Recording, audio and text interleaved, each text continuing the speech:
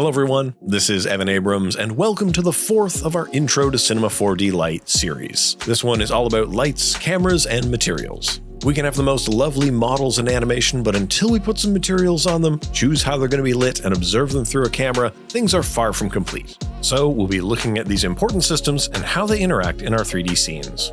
Now, you don't need to start from scratch. There are work files for these lessons available in the links in the description, so I hope you can pick those up and they help you follow along.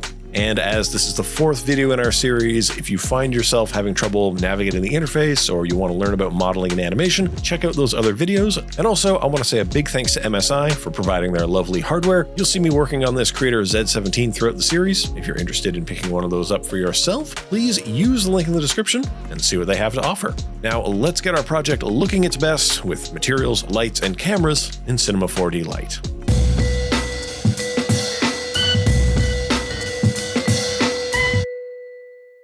First, let's talk about materials in general. We make new materials up here in the Materials Manager just by hitting the little plus icon. We modify them by double-clicking on the material to open up the Material Editor, and you'll also see their attributes reflected in the Attribute Manager.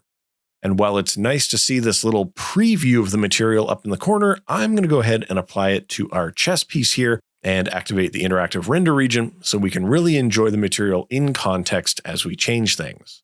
So let's start with the basics. Fundamentally, materials are made up of channels. These are layers added over top of each other to simulate how light should interact with the surface. Right now, there are no lights in the space, but Cinema 4D has assumed a lighting and default environment that you're going to see reflected in the scene when we render and in that little material preview sphere. The color channel is, quite simply, what color is seen when light shines on the object. Without any other channels turned on, this would make for a pretty matte material, and it can help to think of this as just the base color or the base coat that all other properties are going to be layered on top of. This is where we might load in textures or gradients or noises. Anytime that you see this kind of little menu here, it gives you the option to load in an effect or a file of some form. Then we can modify that even further inside the details of that thing, just like we found in the Attribute Manager in previous videos. Generally, we want to start most materials here in the color channel.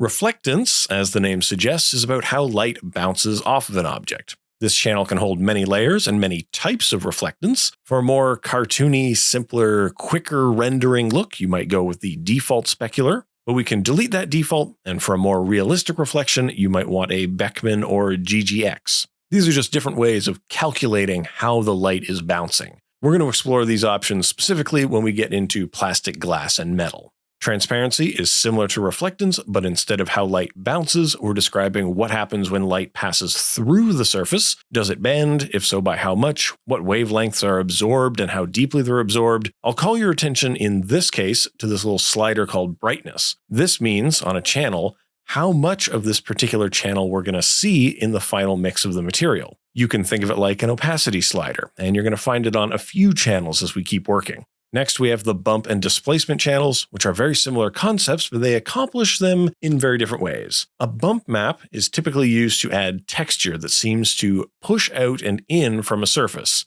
And the important word there is seems. If I apply some noise to the bump channel and render that frame by pressing Alt-R, you're going to see that it has highlights and shadows like it has peaks and valleys. And there's been no change to that actual alpha boundary of the shape. That's because it only seems to have this texture. Displacement, on the other hand, is going to be adding depth information to that surface. It's actually going to be pushing polygons around when we hit render. Here you can see that same noise applied in the displacement channel, and you can see that the actual edge is being deformed. Bump and displacement can add details to an object without having to add the geometric detail to them in the viewport. Be warned though, because we do not see the results in the viewport, you might end up with some unintentionally intersecting objects. Finally, let's talk a bit about luminance, very different from the other channels, which are affected by light striking their surfaces. Luminance is what light is being emitted from the material. It is specifically independent of light falling onto that object. We don't often use this channel unless we are creating like a light bulb or something that we want to push light away from. However, we can use it to make some really fun abstract materials. If you're looking for a flat kind of vaporwave style, we can use the luminance channel to color our elements so they would ignore lights and shadows entirely and produce flat abstracted color blocks with no shadows and no highlights. For this scene, we're going to need maybe 4 materials. Let's start with the easiest, plastic. This will require the color and reflectance channels. Color will control what kind of color this is, so pick a nice little blue here, and that's really it. No texture required, no other tweaks, that's it. Reflection is where things are going to get interesting. I don't want the default specular, so let's remove that. And I do want a more realistic form of reflectance, so I'm going to go with the Beckman. So we're just going to add that in. And then under the layer Fresnel, we will specify how we want that object to reflect here. And we're going to choose dielectric and go with the preset for PET plastic. Yes, it can really be that simple to get close to where we want for plastic. Then I'm going to just dial in how rough that surface is, and this is going to help kind of blur out that specular and the reflection, as you can see in the preview, but also in the graph here. And I'm going to dial in kind of how strong or how much reflection I want to see and how strong or how much specular I want to see. Reflection is, of course, showing the real things in the scene reflected in that surface, and the specular is just how the surface blooms when light hits it. But with these tweaks, I think that's plasticky enough for me. Metal is going to make use of color and reflection as well, but in a different way. Let's try to make a gold kind of texture by selecting, naturally, a yellow base color, and then coming into reflectance, and I'm going to pick GGX this time because I prefer GGX when I'm doing metal. That's a very subjective choice, but at least we're going to get some variety in this tutorial, and I'll be using the conductor type of Fresnel that will be more opaque than the dielectric type because conductors are meant to be used for metals. Then I'm simply going to pick the gold preset, and we would assume that would get us what we want. But I would say these results are just okay. You can really see that that yellow cast from the color channel is adding a kind of cheapness to this gold look. So let's either set the color channel to be a darker color or just not use the color channel at all and let the reflectance do all of the work. One thing you're going to notice about very reflective materials, especially like gold, is that we really only know that it's gold. It's the yellow of gold because the images reflected in it have kind of a yellow tint. So we'll want to work that into the layer color property here. Now, this alone might be as far as you want to push it, but I prefer to blend in multiple layers of reflectance on any one metallic material. I'll use one layer that'll be mostly a reflection pass, then I'll add another GGX here. I'll use this to dial in some specular, and then I'll use these sliders up at the top to try to blend these two together.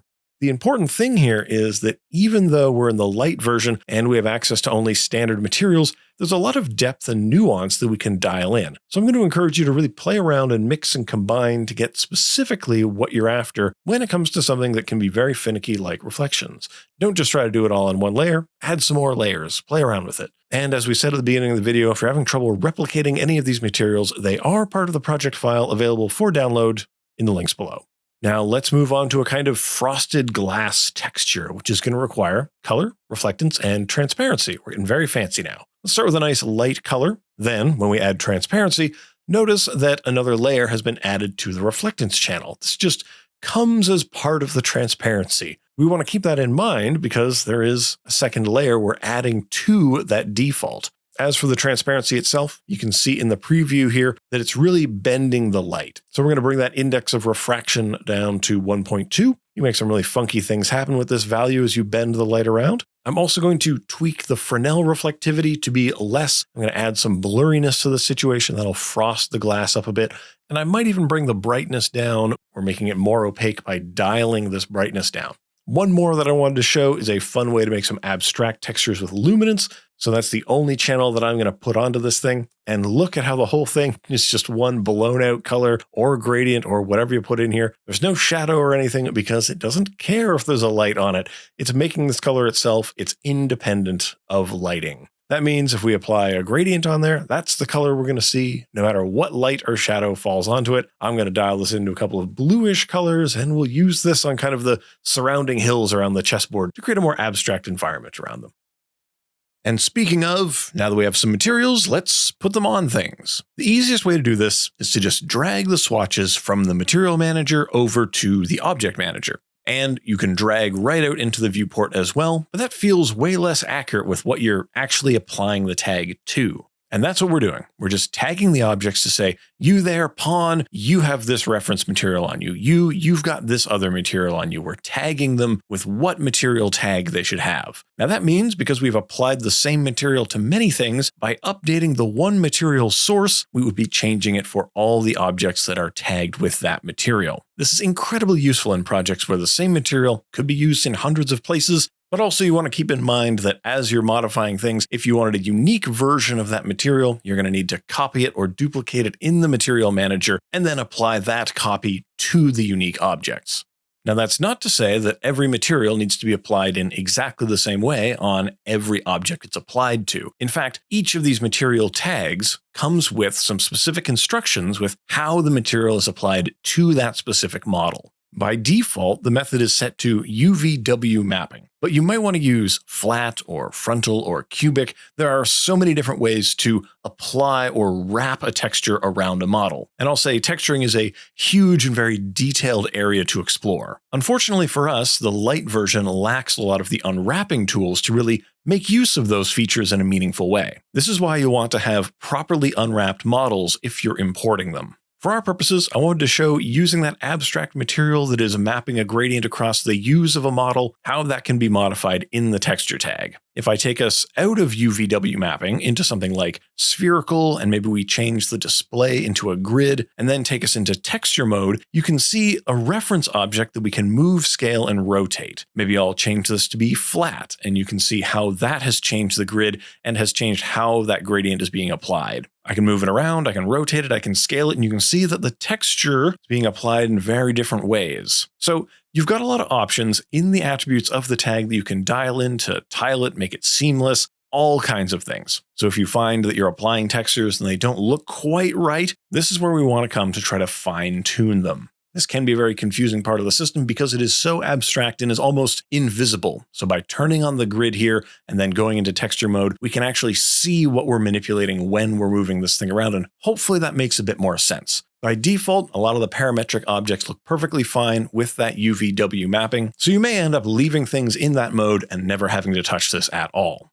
But let me take a moment here to apply these textures to things so we can move on to the other critical parts of this video. As we work, we want to preview how things are looking, and there are a number of ways to do this. First, we can hit Alt-R to call up the interactive render region. This is an area that you can resize, move around, dial up or down in terms of quality. This is great for things we need to adjust on the fly, like if we're trying to dial in how intense lights should be. This gives us nice, fast renders of what that generally looks like. This is where you're going to be very happy to have a fast machine to quickly process all of the samples and give you quick feedback on your changes. Remember, the slider over here at the side controls the quality, so if you need something that'll happen faster, dial it down. If you want something more accurate, dial it up. Now, if you can wait a bit longer and you want a fuller picture, you might want to just render the entire view, which you can do by hitting Control-R. This takes a little bit longer, but gives us that fuller picture until we change something. Any click is going to clear this view, but again, it gives you a full picture of what this view would be rendered as. Now, the longest version of this and the truest of the final quality is going to be rendering to the picture view. You can do this by clicking the little button up here or use the shortcut Shift-R, and this is going to store the renders in a cache so that you can look back and forth and compare different frames. If we were using the full version of Cinema 4D, not the light version, this is also the method you'd use to render your final output. But because this is the light version, these things are simply being stored in a cache. They're not being turned into a real file that we can access. However, this does present us with what the final frame will look like. So if you ever want to see that, Shift-R gets you up here to the picture viewer. Now, this is probably a good time to talk about the importance of color accuracy in your display. Since we're bouncing light off of materials and we're trying to check how things look, it's important that what we're seeing on our screens will actually match with what a client will view later or just what a later viewer is going to see. Having a display like this one on the MSI Creator Z17 with 100% DCI P3 wide gamut will display theatrical color standards with perfect accuracy. It's important that we see all of the colors that the app can produce faithfully shown to us on the screen. QHD Plus resolution means we're able to view our work in the full resolution, even on projects with larger frame sizes, and the MSI True Color app helps us to dial in and calibrate our monitor. Now, these do come calibrated right out of the factory, so we know we're ready to get to work right away. Just something to keep in mind as we move ahead and get some lights in this scene.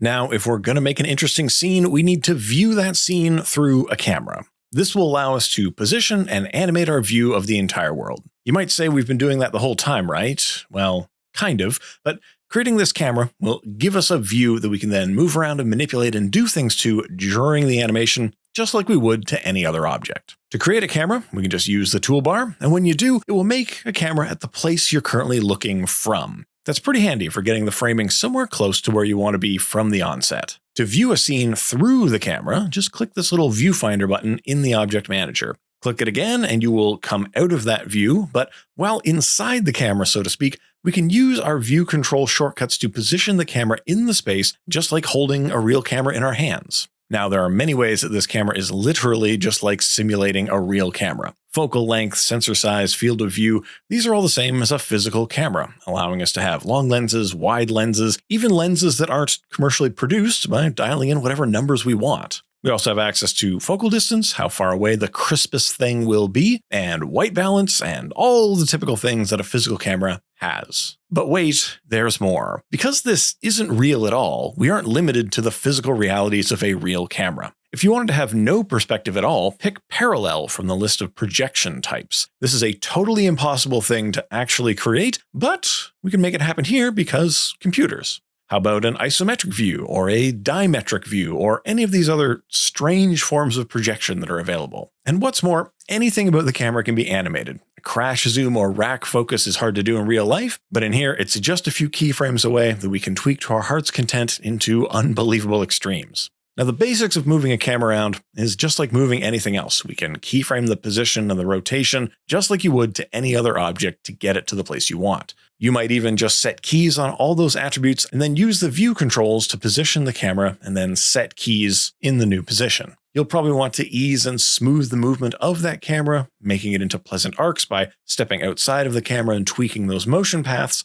or you're going to want to work up the F-curves in the timeline views. Now, we've covered all of these ideas on video 3, so have a look at those if you need a refresher on manipulating animation of objects. But let's look at making some more complex camera moves. If you feel like your camera should orbit around something, I would recommend that you place that camera into a null. Then, with the null selected, you can move the axis of that group to the object of your focus that you wish to orbit and rotate the null around, and that will produce the orbit. This can make for more controlled orbits as opposed to relying on the position and rotation of the camera to get it just so.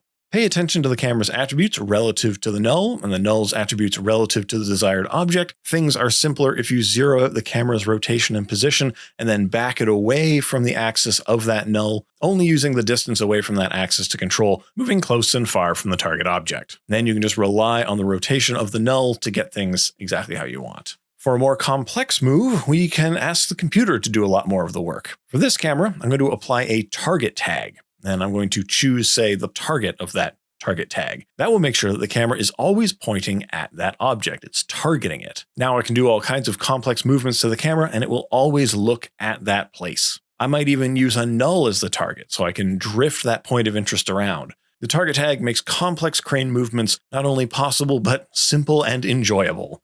And I will say, while I can describe all the technicalities of angling cameras and what properties you want to change, it's really the choices that you make that are going to make for good shots. So take the time to study cinematography, study photography, look at those creative methods on how to deploy these tools, and I'm sure you're going to make some great things. If there's interest in learning more about cinematography, I could do a series about how to accomplish some classic types of shots here in Cinema 4D Lite. Just let me know in the comments.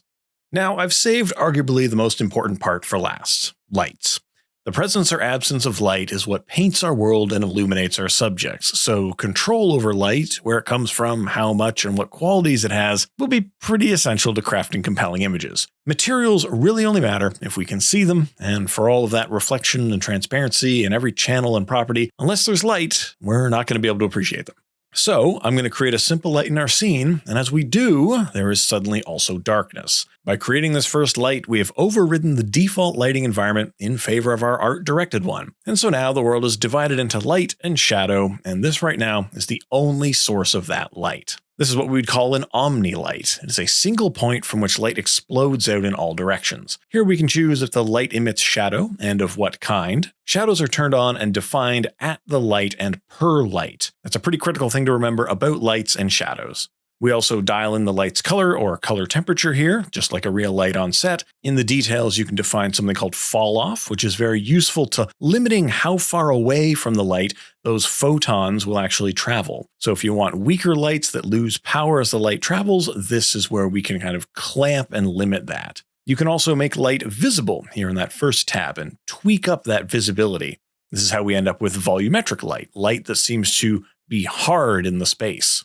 We can also dial in the shadow qualities. Shadows really define so much of a piece, and it's worth paying attention to how they're being cast. Hard shadows are going to be the least complex and the most abstract looking. Area shadows are going to try to simulate actual shadows. And in between are soft shadows that don't take as much computational power as the area shadows, but can sometimes look bad because of their inadequate sampling. Increasing the shadow map size will get you more accurate and better looking shadows, but as you can see, the memory usage does increase as you increase that value. It's a good thing we have lots of memory in this particular machine. Now, there are other forms of lights that we should explore because they're going to give us more control over the lighting situation. We could change to a spotlight, and spotlights are directional cones that you can define, orient, widen, and narrow. They're very useful for filling specific areas with light while excluding others. Then we have the area lights, which have a similar directional capacity, but you can dial in the shape. And the larger the object that's emitting the light, the more light there is because it's coming off of this surface. These can produce very lovely kind of soft walls or softbox type light.